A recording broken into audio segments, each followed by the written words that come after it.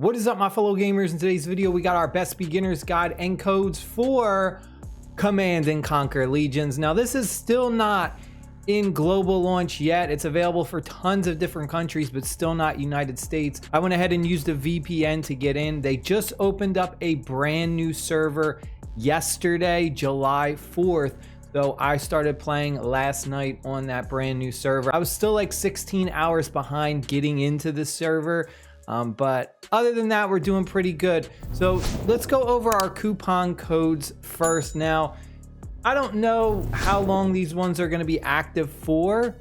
I will be back. I already entered this one. This one does work as of right now. I did find two other codes, but they are not currently active. They have expired. So right now, that's the only one that I know that works for sure.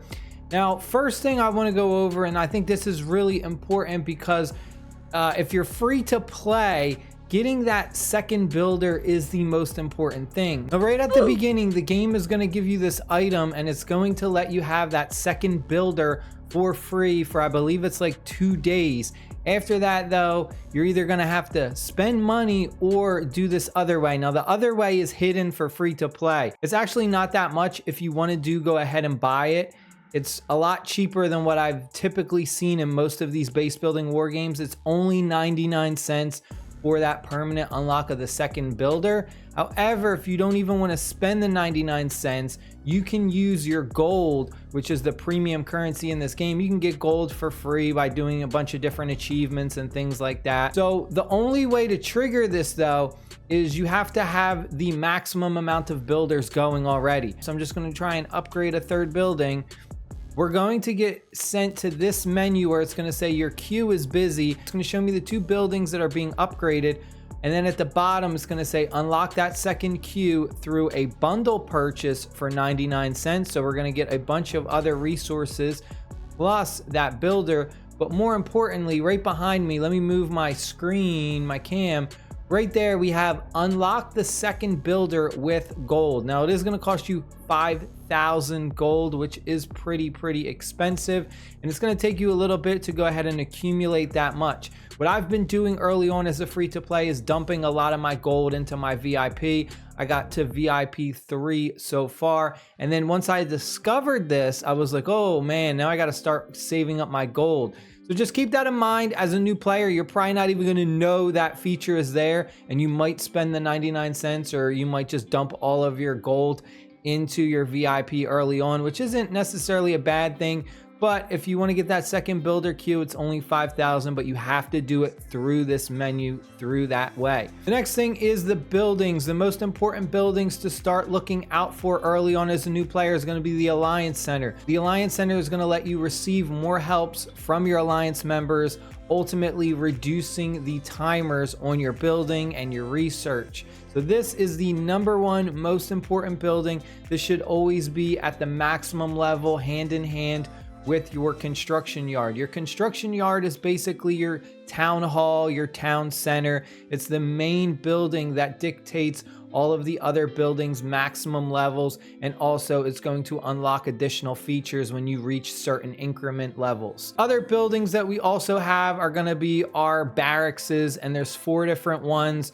We have our tank factory. The tanks are pretty much a tank. They're like the frontliners. If we take a look where it says details, as you go ahead and you start upgrading this to certain increments, like at level 10, we're going to get a troop defense of 0.5% for them. And this is strictly because the tanks are your first line of defense. So when you are doing battle, the tanks are the ones that die first. So that's very important to keep in mind when you're going into battle and stuff. You want to have a lot of those frontlining tanks to cushion the attacks and save your main damage dealers in the back. Other one that we have is going to be the artillery factory. This is kind of like your ranged damage dealers. These are kind of like your archers in a sense.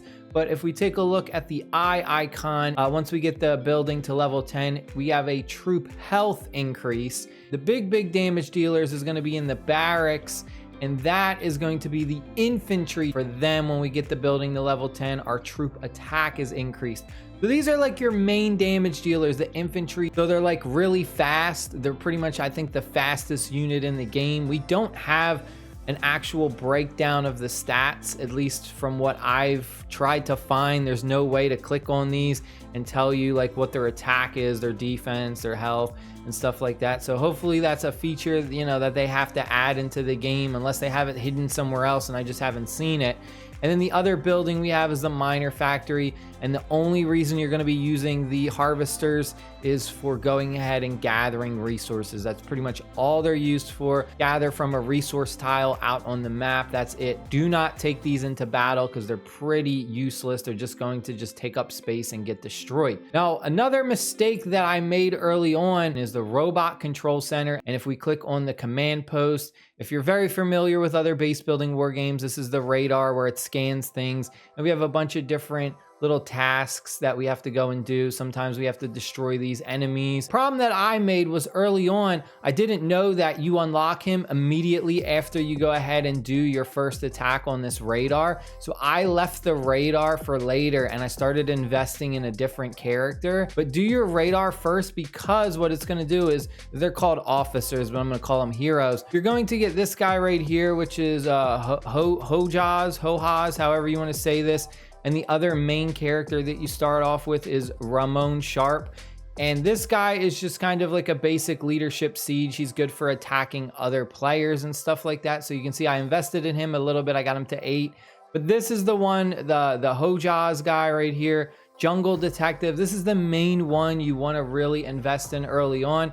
This guy is special for Suppress, and Suppress is going ahead and attacking the neutral enemies, which is pretty much the PvE content of this game. As a new player, you're going to be doing constantly PvE content. Specifically, we have an event going on right now for PvE content, and if we go right here, it's called the Morales Trial, and you go ahead and you can summon this character out on the battlefield, and then you and all of your guild members attack them, and then you get a bunch of different resources and stuff like that. I believe it drops the hero chips to go ahead and unlock this character. This is another character that's specifically good for the jungle role, aka attacking those neutral enemies. What I mean by those neutral enemies is when we do one of these scans, which is the Yuris, as we go ahead and we just increase our level, we can just search these up and we're going to attack these, and we can get some gold, we can get some speed ups, and we can also get some fire control systems for our watchtower. And talent wise, the way that I started building them out was for the Suppress. So we started off with our first one, and then we immediately go down to the bottom.